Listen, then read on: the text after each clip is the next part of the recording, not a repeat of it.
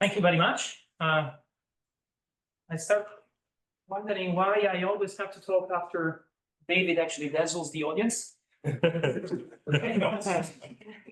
Somebody has to, but why it's always me? I don't know. So, yeah, it's a great honor actually to be here and do this. I still picture myself when I was a young PhD student in Pisa, and Enrico Bombieri was a mythical figure for me. And as a young student, somehow I heard all sorts of stories about him and other famous mathematicians from Pisa. And at the time, as a cheeky young guy, I was kind of skeptical about this. Like, many of these stories just look like myth and legends. And I actually learned in the hard way at one dinner party that you shouldn't underestimate actually the myth and the legends, because sometimes they're true. So this particular story is not about Enrico, though, and so I'm not going to tell you. So let me actually start. Exactly about, I mean, I can tell you the story. So the story was about a mathematician in Pisa who apparently had started an examination of some person at 9 o'clock in the morning that went all the time to lunch. They had lunch, they resumed, it went all the way to dinner. So the student actually was called the day after and completed the exam at the end of the lunch of the day after. And when this was actually told to me, I said, like, this can't be true. It's just a legend.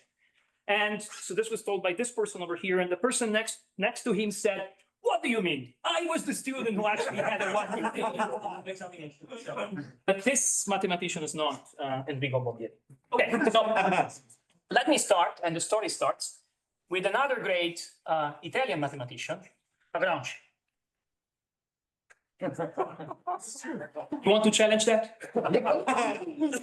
So, Giuseppe Luigi Lagrange was born in 1736 in Piemonte, lived until 1766 at the age of 30 in Torino, where he actually did all his studies. He became professor.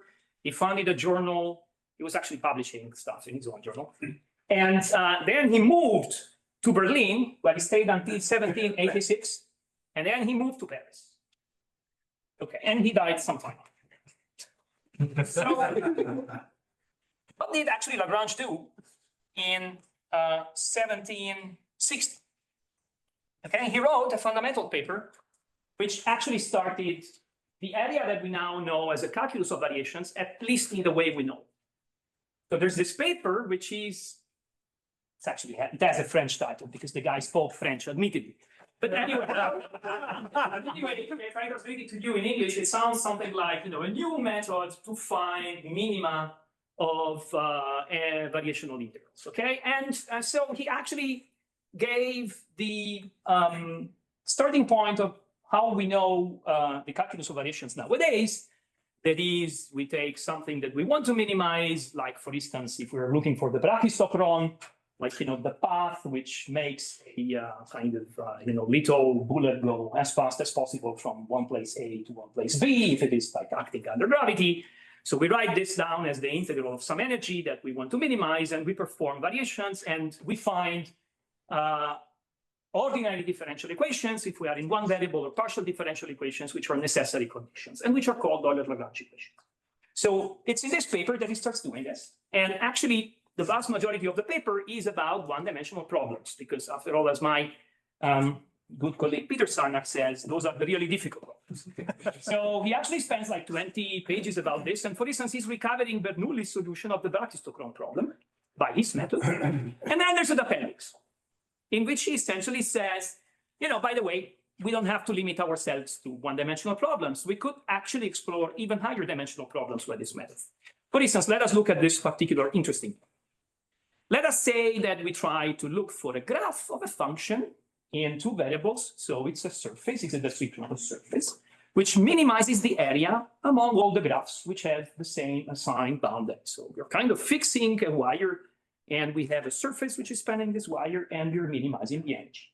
So for some unfathomable reason, this actually goes under the name of Plateau's problem, even though the Belgian physicist Plateau actually proposed this problem something like 70 years later.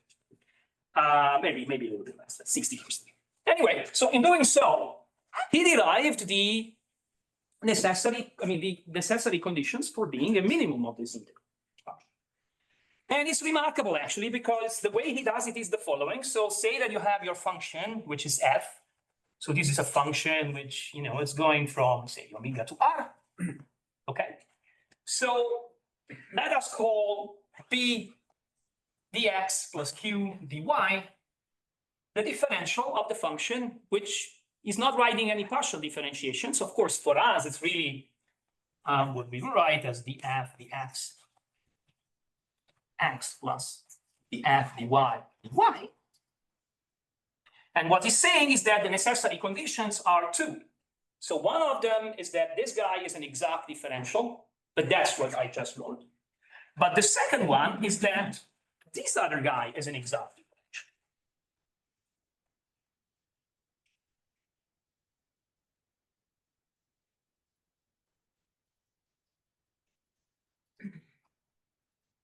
Okay, this is actually what gives you then a partial differential equation for this function f. And if you write it in our modern language, I'm not going to do the algebra over here, it actually becomes the following equation. So divergence of the gradient of f divided by the square root of 1 plus modulus of gradient of f squared is equal to 0. So this is the partial differential equation for a minimal hypersurface. So the function f is describing a minimal hypersurface. And for a funny reason, the word minimal doesn't mean that it is area minimizing. It means that it is actually a stationary point of the area function. Okay? So by the way, the area functional is this one. So this is the functional that you're minimizing, which gives you the area of the surface, which is described by the graph. Okay, so all of my talk is going to be about the wonderful contributions to this partial differential equations of Enrico. Okay, so let me jump ahead a few years. So in 1914, Bernstein proves a remarkable theorem.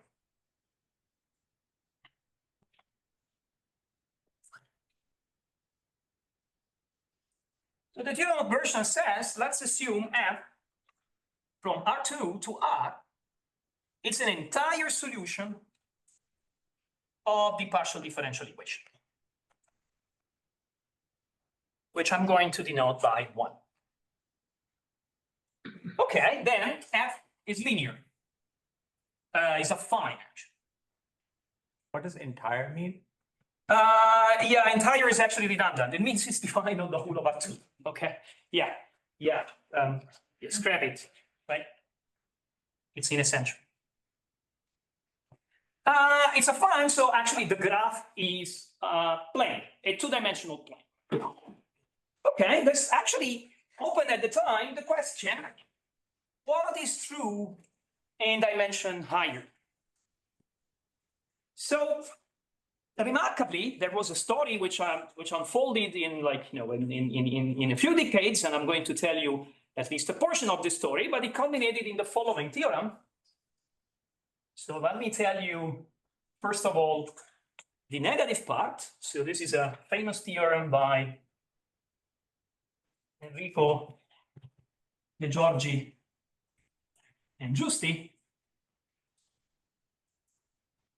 And the theorem says there actually is a function f from R8 into R. What do you have? 1969. Did I get this correctly? Or 1970? I think 1969, but I didn't know this now. So if there exists f from R8 into R, which solves 1 and is not a free.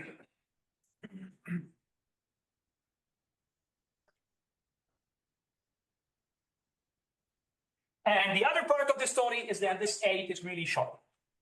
So this is another theorem. So this was a contribution of several people. I will give you the story, but it started, of course, with Bernstein. There were contributions by Fleming, De Giorgi, Almgren, and Simons. And this counterpart of that theorem is that, in fact, the assertion of Bernstein is true from R2 to R7. So solutions necessarily affine from 2 to 7. Which regularity assumptions Real analytic. These are all real analytic functions. I mean, the positive theorem, you don't need real analyticity. As soon as I give you a little bit of regularity, the solution will actually be real analytic by classical PDE theory. So if I give you a C1 solution, that's going to be real analytic. Okay, and if you do physics experiments to like solve Physics experiments with soap bubbles will actually show singularities, even in 2 dimensions, because you would see triple junctions, you would see tetrahedral singularity. Maybe we don't enter into that because we're going to have a discussions of several hours, if not days. But I'd be happy to have that discussion after. But yeah, I mean, it's an extremely interesting question. Give him an exam on the weekend. No, I'm not that type of. Okay, so right. So let me start first of all with a question that as a PhD student, I would have actually asked at the time. Because as I told you, I was a cheeky PhD student. Why do you even bother about it? Right? I mean, why do you even obsess about a theorem like that? Well, first of all, let me give the usual argument by authority, right? I mean, it's actually a kind of classical type of Liouville theorem, right? I mean, like we all know, if you are a bounded harmonic function on the entire 2-dimensional plane, or if you're a bounded holomorphic function on the entire complex plane, then you're actually constant, right? It's in that type of stuff. But it's actually much more powerful if you notice. I'm not assuming anything. I'm not assuming any growth at infinity, nothing. Just being a bloody solution of that particular PDE actually tells you are affine. And that it has enormous consequences. Because for instance, it tells you in a quantitative way that if you are a solution of a minima surface equation, say in a ball of radius 1 million, no matter what, in a ball of radius 1, you are kind of uniformly controlled, okay? So I'm not going to dwell into that. Let me actually enter into a very first important remark. So actually, if a graph is minimal, it is area minimizing. So let me call this a remark.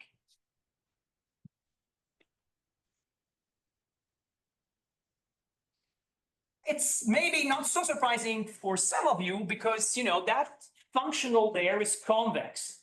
So of course, if you're a critical point, no other point could be critical except if it is a minimum. But beware, it's not only area minimizing among graphs. It's area minimizing even among surfaces which bends. And then it's bloody interesting. Okay, let me give you a proof of it. Okay, so look at the surface. And, you know, look at the normal of the surface, right? So the normal of the first surface is actually the following, now I'm going to embarrass myself, but it's going to be given by the following formula, right? In 1 dimension more. Okay? Now, this is a function on, you know, the base, but extend it on the rest of the space by making it independent of the vertical variable, okay? This thing has 2 remarkable properties. On the graph of U, so first of all, let me call this vector field X.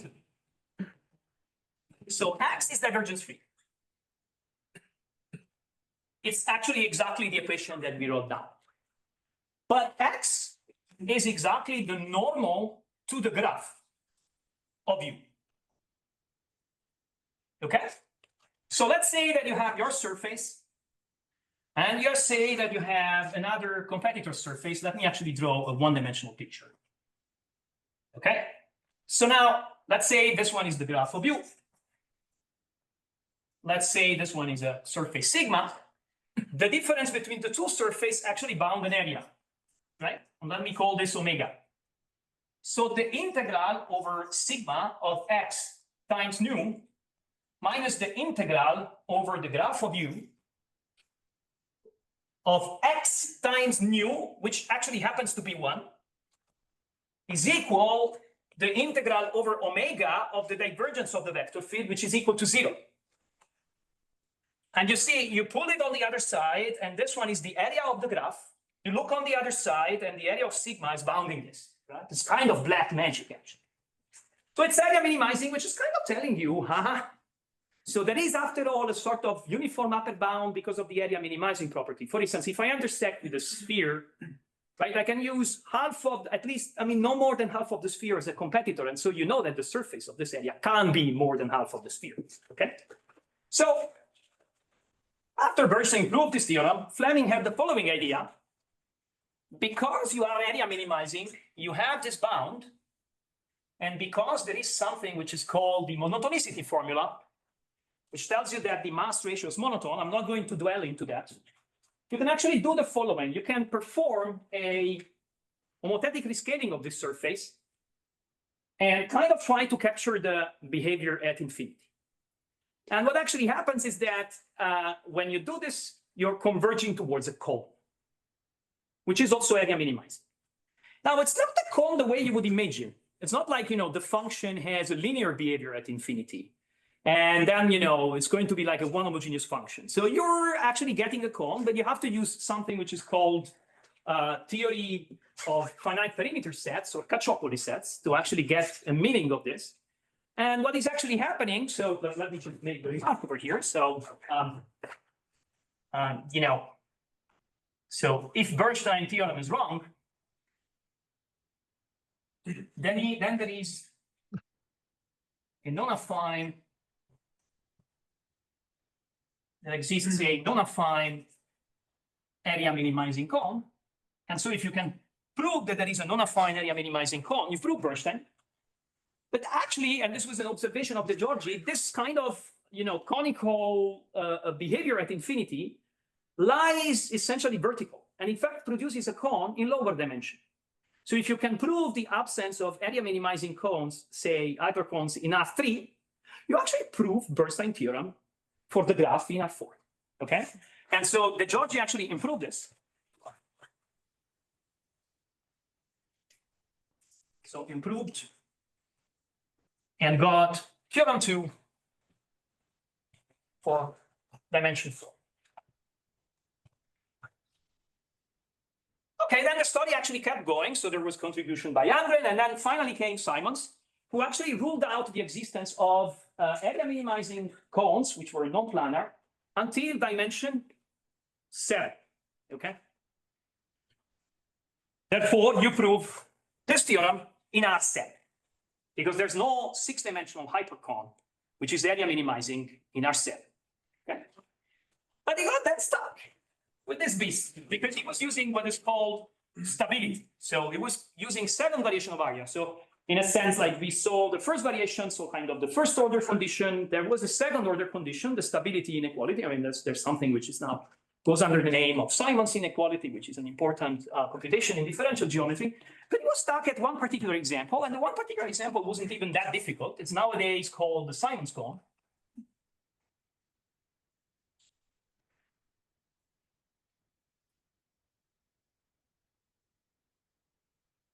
It's this cone. So it's the cone over S3 times S3. It's singular and it's stable. So the big question that somehow this paper actually gave was, is this area minimizing? And if this is area minimizing, is maybe the Bernstein theorem actually false? Now, it goes only one way. If you prove there is no cone, then you prove the Bernstein theorem, but not the other way around. So even proving that that guy is area minimizing doesn't mean necessarily that you find this one. Okay, this is actually what Enrico De Giorgi and Justice solved at the time, which was a huge discovery.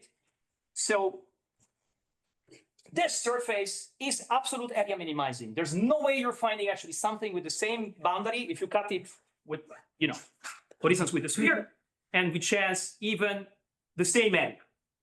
Okay, it's also unique.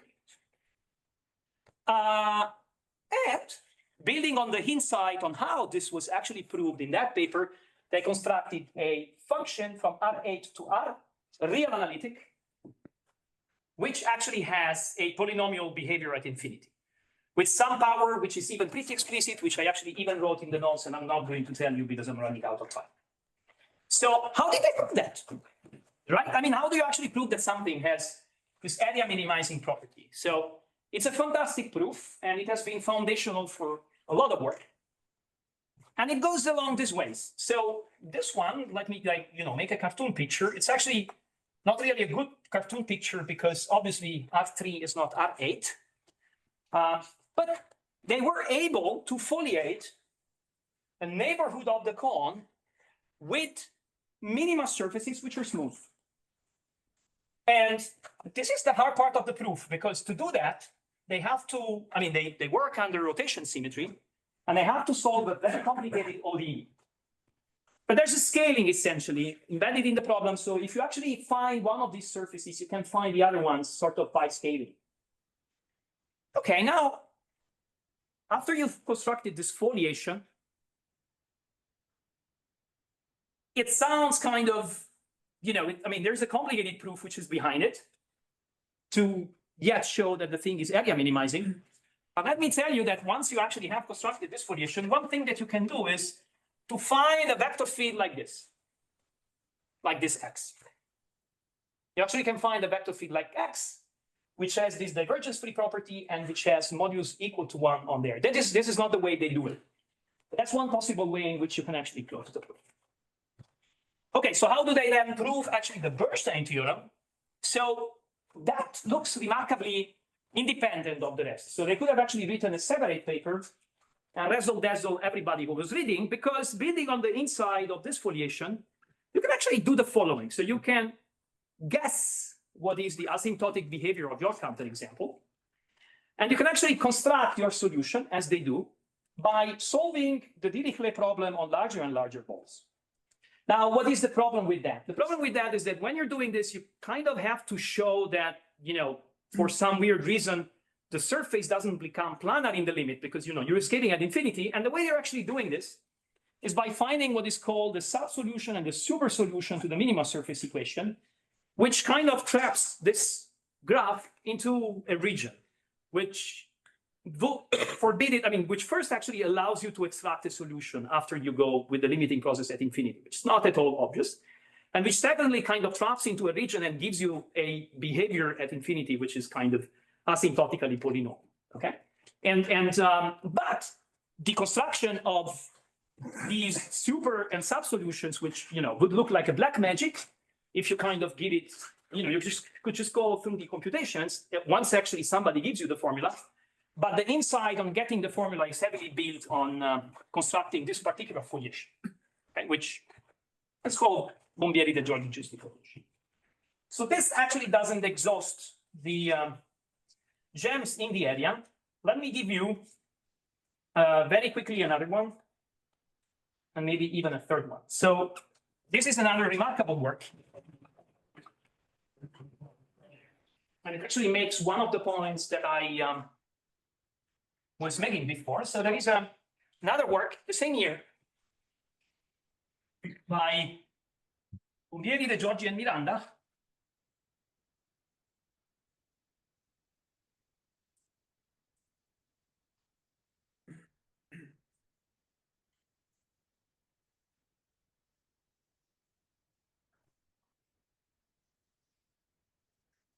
And it actually tells you the following. So if you have, once again, a solution U,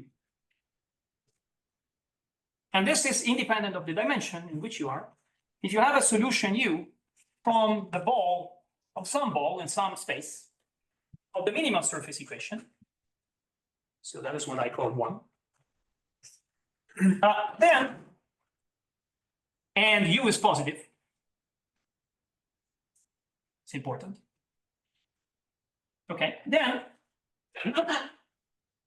the gradient of U at the point x0 is bounded by a constant and then exponential of C2 times U of x0 divided by rho. Okay? It's a powerful theorem. For instance, it tells you right away, if you are looking at the positive solution of the minima surface equation entire, it's always going to be affine, and actually an horizontal plane, because this one is fixed and I can actually shoot rho to infinity. But in fact, it tells you even something much better. If the quadratic, I mean, if the growth at infinity is not at least linear, because if you give me a solution which has a sublinear growth, I can always kind of raise the solution to be positive on the ball of reduced rho by adding less than a constant times rho. I will be able to take advantage of this after I kind of, lift the solution on the ball of reduced rho. For instance, if it grows like rho to the power 1/2 and gain something which is constant, right? Okay, so to tell you the truth, I'm actually cheating. So what this is really going to tell you, if this is going to 0, is that the gradient actually gets bounded, right? But at that point, once the gradient is bounded, there's a theorem by Moser.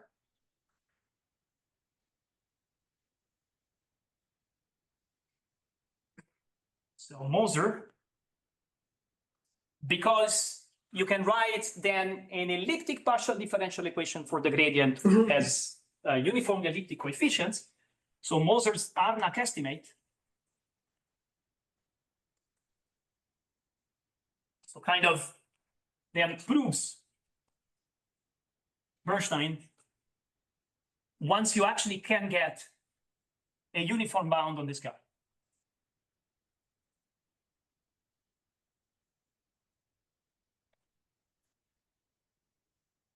And so in particular, not only a subquadratic growth, but a sublinear growth, but even a linear growth would be sufficient. Because then instead of getting like, 1 over here, we're just going to get some large constant.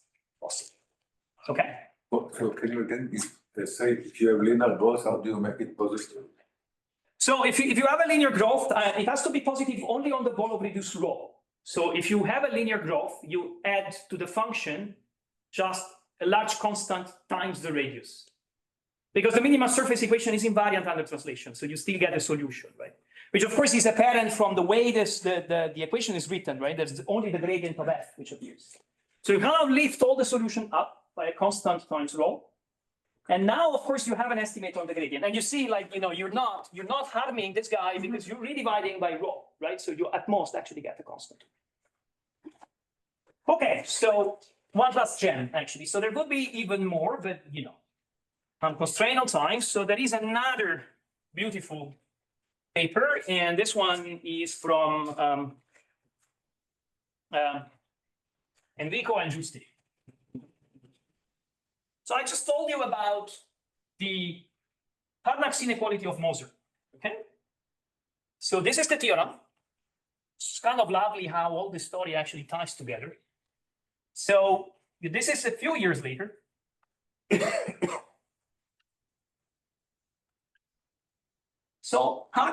So Moser's Harnack estimate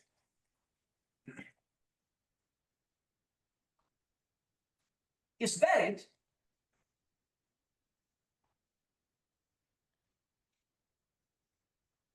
for elliptic partial differential equations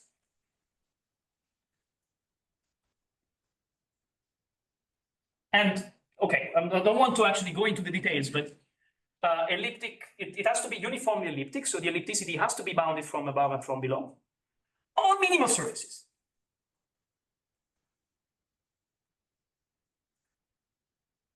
With a uniform estimate.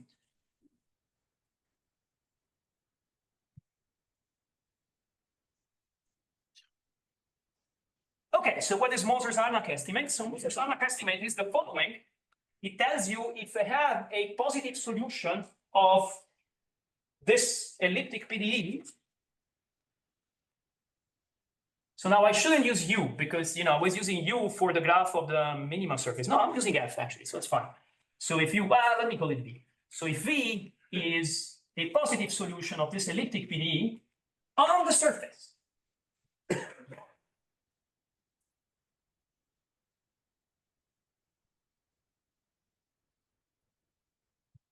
then, and say on a ball of radius rho, let us even say like, on a ball of radius big R,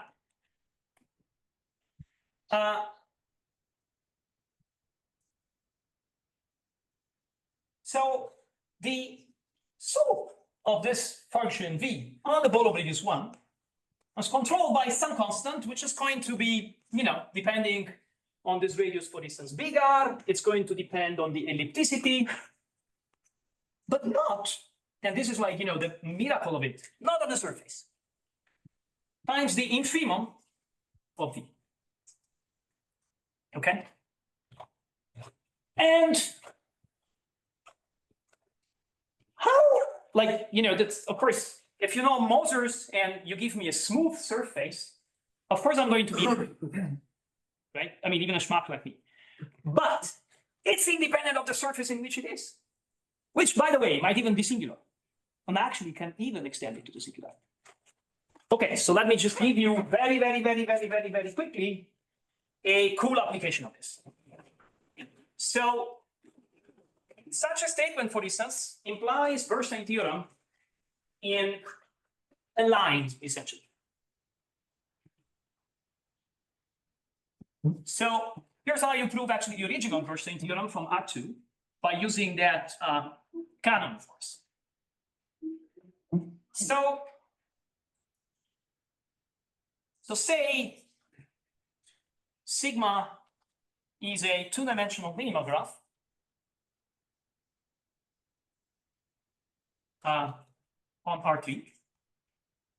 And then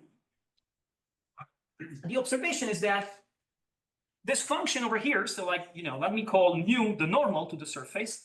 So this function over here, the arctan of nu1 divided by nu3, so these are the coordinates, is actually harmonic.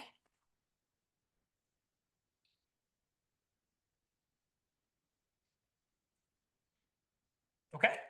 By applying Moser-Sarnak theorem, you can actually you can play in the fact that you can actually shift by a constant the function v and get this v close to 0 if it's entire, and actually get this supremum is also something like that. And what you're actually going to what you're actually going to discover if you apply that. So I wonder if I'm making a mistake, because you shouldn't actually be able to say that. Right. I mean, you should only be able to say that that one is constant. So I'll not actually be doing a mistake over here. So, well, I don't have time to recover the mistake because I'm running extra time. Anyway, so by applying the Sarnak theorem, you're actually going to discover that this guy is in fact a constant function. And since you can apply it to nu2 over nu3 as well, you're actually going to discover that the other ratio is constant. So which means that it will imply that the full normal is constant. What about the zeros of the denominator because our tangents is or minus infinity plus? So it's a graph. And so the formula for the normal is this one. Right? In particular, the third component is never 0. Well, that's because it's a graph, it's a smooth graph. For the third component being exactly equal to 0 means actually that your surface has to get vertical. Okay? Which doesn't happen.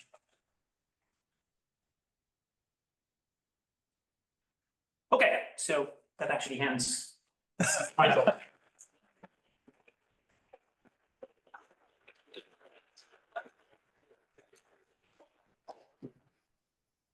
Who's next? That's done. Right, maybe I'll. Thanks, wonderful. I think, you want to take it? Any comments, questions, Enrico? No, you're happy? You say I learn more from my collaborators. When I started, I knew almost nothing. And Georgie was fantastic. You can understand him, and then you understand the depth of the subject. And so working with the Georgie, Bosti, and